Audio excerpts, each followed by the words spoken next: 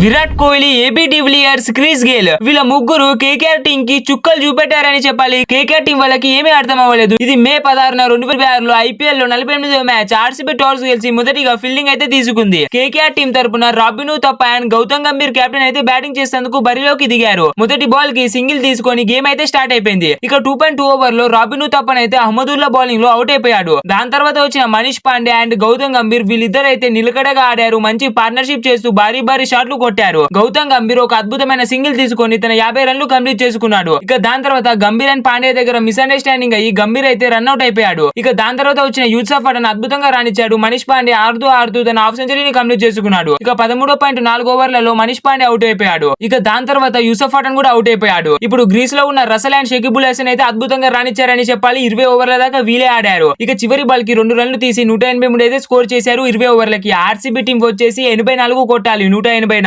ఇక RCB team తరఫున Chris Gayle and Kohli అయితే ఓపెనింగ్ చేశారు. మొదటి బాల్ కి డాట్ తోటి స్టార్ట్ అయిపోయింది మ్యాచ్. ఇక క్రిస్ గేల్, కోహ్లీ అయితే అద్భుతంగా రాణించారు. భారీ షాట్లు కొట్టి కేకేఆర్ టీం కి చుక్కలు చూపెట్టాడు. ఇక గేల్ వచ్చేసి 49 రన్ల కాడ అయితే అవుట్ అయిపోయాడు. ఇక దాని తర్వాత వచ్చిన ఏబీ డివిలియర్స్ అయితే అద్భుతంగా రాణించారని చెప్పాలి. కోహ్లీ ఒక అద్భుతమైన సింగిల్ తీసుకొని తన హాఫ్ సెంచరీ అయితే కంప్లీట్ చేసుకున్నాడు. ఇక కోహ్లీ అద్భుతంగా రాణిస్తున్నాడు. ఇటు ఒకవైపు ఏబీ డివిలియర్స్ పెద్ద సిక్స్లు కొట్టి తన హాఫ్ సెంచరీని కూడా కంప్లీట్ చేసుకున్నాడు. ఇప్పుడు మిగిలి ఉన్న 9 బంతుల్లో 2 రన్లు కొట్టాలి. అంతకన్నా ముందు డివిలియర్స్ ఫ్యాన్ అయితే లైక్ చేయండి, కోహ్లీ ఫ్యాన్ అయితే సబ్స్క్రైబ్ చేయండి, గేల్ ఫ్యాన్ అయితే లైక్ అండ్ సబ్స్క్రైబ్ చేయండి. చూద్దాం. ఇక దాని నెక్స్ట్ బంత్ కి ఒక 4 కొట్టి ఆర్సీబీ టీం అయితే ఘనంగా మ్యాచ్ గెలిచింది 9 వికెట్ల తేడాతోటి.